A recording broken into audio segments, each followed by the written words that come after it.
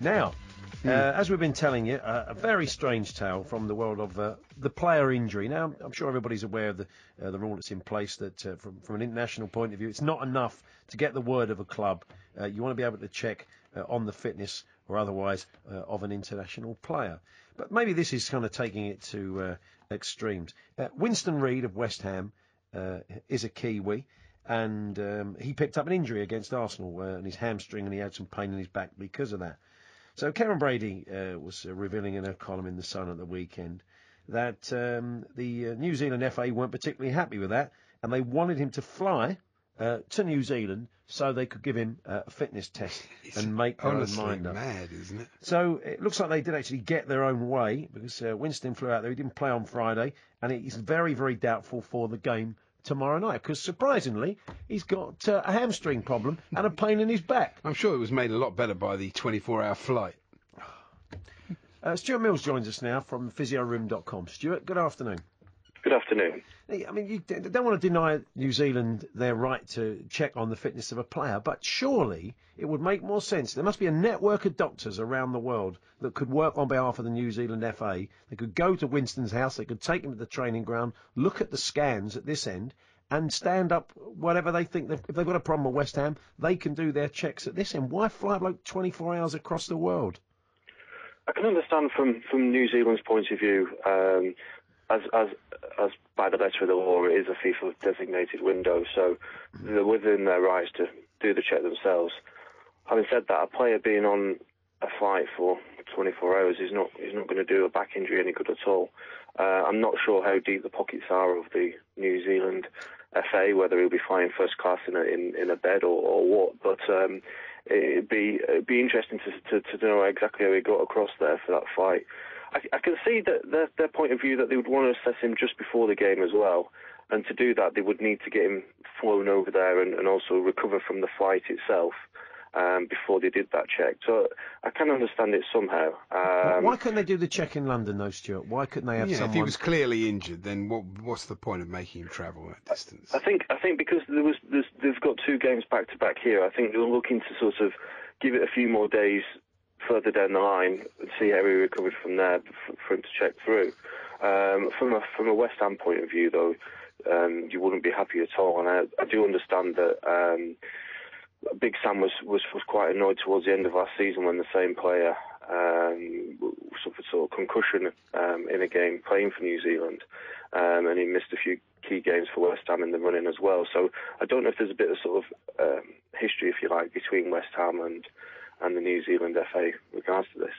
The 5-day rule is in place, and they were talking about invoking that. Karen Brady said that if the player didn't go out there, they would stop him playing for West Ham probably in the next competitive game, which is their right to do. And I think the rule, the idea of players just pulling out of international squads with convenient hamstrings because the manager doesn't fancy him playing international football, is a sound one. But you kind of feel when you're talking about these distances, and with a player with a back injury on a plane for, I think it's more than 20, it's about 27 hours, it's not great for the player. And so why not have a little bit of common sense and deal with it maybe locally with a doctor of your choice at this end? Again, in fairness with the New Zealand FA, I think Ryan Nelson also had an injury as well, and it's likely he'll play in the next game for them. So I think he was also late to fight as well, like Reid was. Giving them those extra days has allowed him to feature in the key game for them. But won't be much comfort to QPR fans or West Ham fans if the player aggravates the injury further.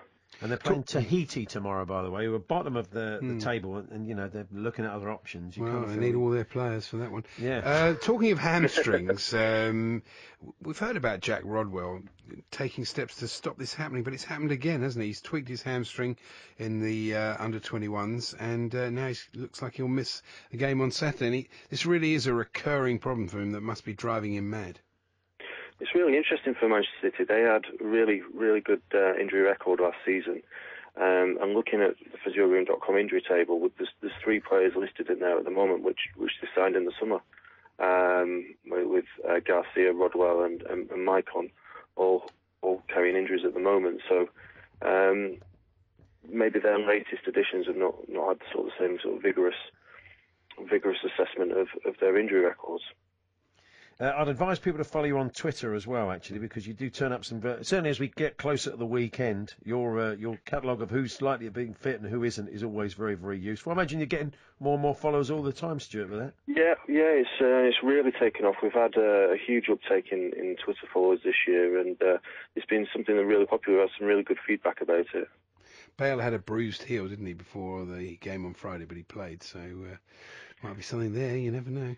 Could be. You're looking at the team with the most injuries. That went over your head, didn't it? Yeah. I'm just ignoring it. The teams with the most injuries. Arsenal, adding to the list, Theo Walcott the other night. That was particularly nasty. I mean, what's the kind of what can they do? Is it a broken rib he's got, Stuart? Yeah, I understand it is a broken rib, and it'll be a few weeks out for Theo, I think, for that. So just naturally have to heal. Some players I've played with a fractured rib, but I don't think in this case he's likely to play for a few weeks. No, it was a horrible collision, really, so we wish him well there, definitely. What's the word on the Chelsea boys that are missing the England game? Bertrand and Lampard, Stuart? It's probably likely that they'll be out for the international break, but I'm sure they'll be back in the Chelsea squad sooner rather than later. Okay. Good to talk to you. Thanks very much. Thanks a lot. Stuart Mills there, PhysioRoom.com. You can follow him on Twitter.